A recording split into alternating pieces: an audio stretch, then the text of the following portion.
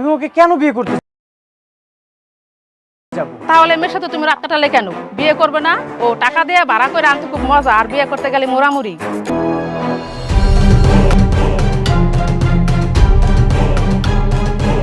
হায় হায়, বিশ্বাস আর ভালোবাসার গল্পে এবার নামছে ভয়ঙ্কর ঝড়, যেখানে মেঘলাই সবার সামনে অনিককে বিশ্বাসঘাতক বলে দাবিয়ে দেবে।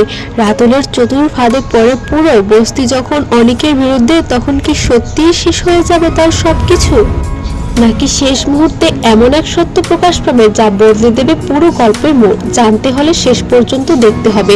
আসসালামু আলাইকুম প্রিয় ভাই বোনেরা, আশা করি আল্লাহর রহমতে সবাই ভালো আছেন। অনেকেই প্রতিদিন একটি প্রশ্ন করেছেন, গরিব ঘরের রাজপুত্র নাটকের ৩৯ নম্বর পর্ব কবে আসবে? আপনাদের এত ভালোবাসা আর অপেক্ষার জন্য আন্তরিকভাবে ধন্যবাদ। ইনশাআল্লাহ খুব শীঘ্রই ৩৯ নাম্বার পর্ব আপনাদের সামনে নিয়ে আসছি। আর বিশ্বাস করুন, এই পর্বটি হবে এখন পর্যন্ত সবচেয়ে বিস্ফোরক এবং চমক একটি পর্ব। ৩৯ নম্বর পর্বে এমন কিছু ঘটনা ঘটতে চলেছে যা পুরো গল্পের মোড়কে বদলে দেবে। রাতুলের ষড়যন্ত্রের কারণে মেঘলা সম্পূর্ণরূপে অনিকের বিরুদ্ধে চলে যাবে। যে মেঘলা একসময় অনিকের পাশে ছিল, সেই মেঘলা এবার সবার সামনে অনিকের বিরুদ্ধে দাঁড়াবে। বস্তির মানুষের সামনে অনিককে বিশ্বাসঘাতক হিসাবে অভিযুক্ত করা হবে, আর তাকে নিয়ে শুরু হবে ভয়ঙ্কর বিচার। শুধু তাই নয়, অনিকের জন্য এমন একটি শাস্তির প্রস্তাব আসবে যা শুনে সবাই হতবাক হয়ে যাবে।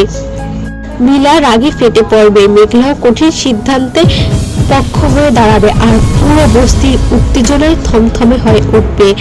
একদিকে প্রতিশোধ, অন্যদিকে ভুল বুঝাবুঝি, সব মিলিয়ে প্রতিটি দৃশ্য আপনাদের শ্বাসরুদ্ধ করে রাখবে। সবচেয়ে বড় প্রশ্ন হলো, অনিকের কি নিজের দোষিতা প্রমাণ করতে পারবে, নাকি সবাই তাকে ভুল বুঝে কঠিন শাস্তি দেবে? মেঘলা কি সত্যি জানতে পারবে, নাকি রাতুল ফাঁদ আরো কোনো বিপদ আনবে? এই সব প্রশ্নের উত্তর মেলে ৩৯ নম্বর পর্বে। আর যারা এখনো আমাদের চ্যানেলটি সাবস্ক্রাইব করেননি, এখনই সাবস্ক্রাইব করে পাশে থাকুন। ভিডিওটি ভালো লাগলে অবশ্যই একটি লাইক দিন, কমেন্টে জানান আপনার মতে অনিককে কি শাস্তি হওয়া যায়, কি হওয়া উচিত তার সাথে, নাকি সে সম্পূর্ণ নির্দোষ। ইনশাআল্লাহ খুব শীঘ্রই দেখা হবে গরিব ঘরের রাজপুত্র নাটকের বহুল প্রতীক্ষিত ৩৯ নাম্বার পর্বে।